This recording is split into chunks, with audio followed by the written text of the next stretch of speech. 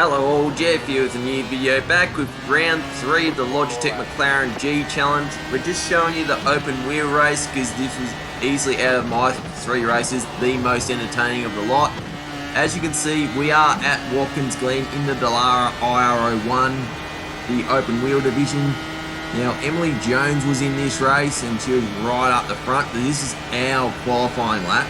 Now you did see on the title of the video that there's another wreck in one of my Logitech races, so you'll just have to wait and see if I'm actually involved in it or whether I survive, but we'll show you that as soon as this qualifying lap's done. As you can see, there's a bit over a tenth off my very best lap around here, so that's a good positive sign. As we go into here into turn 7, very nice out there. You know, it's very tricky to really be fully committed there, and now we're into the heel of the boot. You know, a corner that I actually improved in a lot, but turn 9 was my Achilles heel, like the whole time during practice. That was kind of okay, so we're on for a decent lap by my standards. Turn 10 easily flat. Turn 11 absolutely terrible, didn't even hit the apex, and look how much time we lost there. I was actually very annoyed about that because I could have been a lot closer to the front of the grid, but what can you do? We're gonna start in 13th place. Didn't want to start here, but it turns out as we get the green light, there was a bit of a blessing in disguise, because look at this, it's just carnage all over the place. People are spinning, someone's flipped and someone's going really slowly. So yeah, it was a blessing in disguise, because that could have been Kyle Army all over again, except with open wheel race cars. Well, that could have been race done before he even crossed the start finish line. But here's the cause of it all. Matt Danson can't pluck a gear to save himself. He did say he slipped the clutch, and as you can see, he's just going nowhere. Someone smashes into him from behind. There's old mate all over the joint. It is literally Markscape at Bathurst in 2006 all over again. The green car, Jack Perkins. Luckily for Matt, he has won every single stock car race so far. He's obviously trying something new. Here's our point of view. So again, nice start, but we're just stuck. And all this carnage. How we got away with all that, I don't know. Oh, we nearly got collected by the purple car too. Oh, that is some professional wreck avoidance there for you. So we survived that, lost a heap of positions, but you know, we've got 15 laps to recover from this. So into turn 5 we go. We've got a 3 wide situation. Somehow they keep it clean, which is very nice indeed. Connor Healy just going a little bit wide, and we're just gonna make the move stick very easily. In fact, it backs off there, so there's one position made as we go into the toe of the boot. And in this little straightaway, you're gonna see that someone is in the sand. Stuart Vaughan, the poor bloke, well, that's pretty much his race done unless he can make a recovery like I have. So back straight, ditching the bus stop. As you can see, 3 wide there between Emery, Calix Poon and Jackson Starrett. You know, it's all clean after that. So we're on board with Stuart Vaughan here.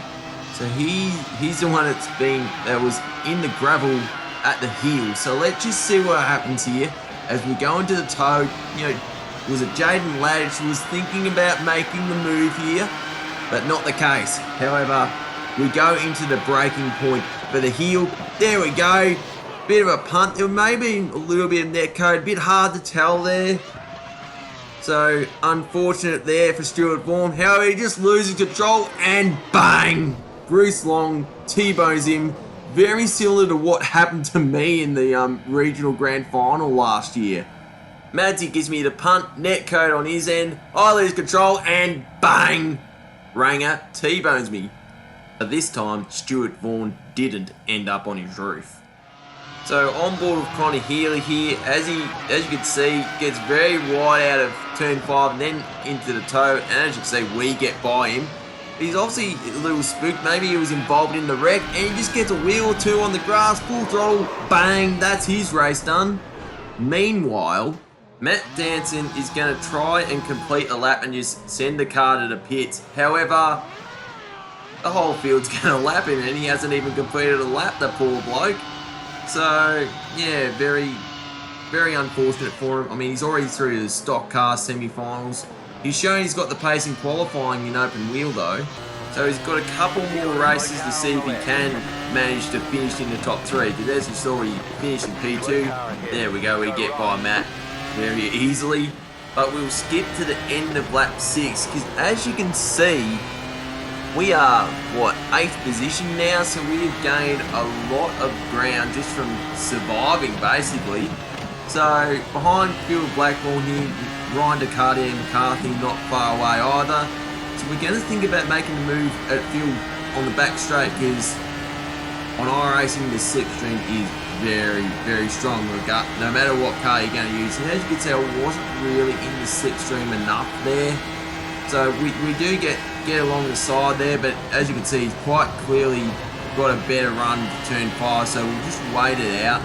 We don't want to do any silly mistakes because, you know, we've seen what happens when people do silly mistakes already. We don't want to do that, considering what we've made 5 positions and there's room for even more. So we just have to bide our time here and just wait to get that slipstream again on the back straightaway and then make some moves. So we'll just see how we go here.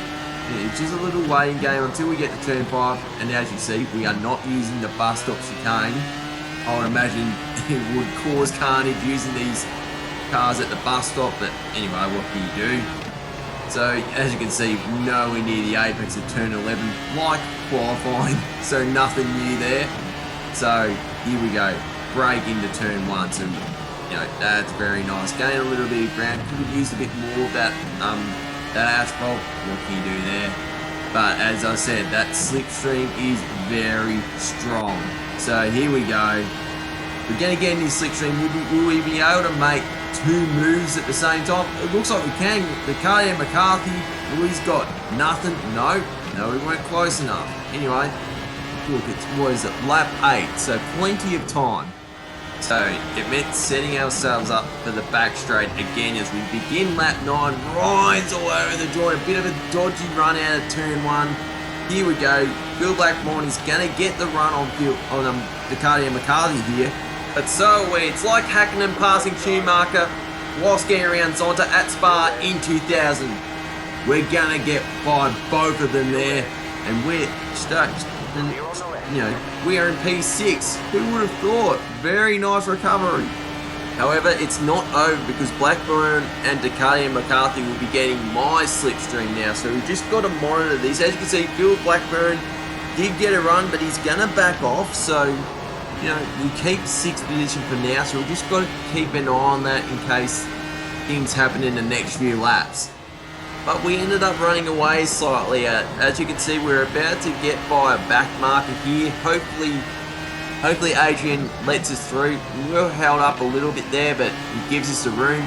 But up ahead, Jackson Starrett has lost it all on his own. So we're going to be up to 5th. Let's see what happened to him.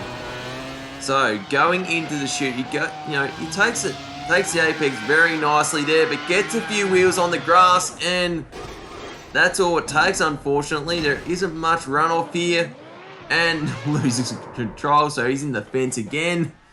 That is basically his race done. Unfortunate for him. But he's going to just back off. And he's going to get on the grass again. And Jonathan Eaton just collects him. As you can see, his right front's done. So, yeah, race done for Jackson. As you can see, Jonathan just collects him. As you can see, the left front just bobbles a little bit. So, obviously damage.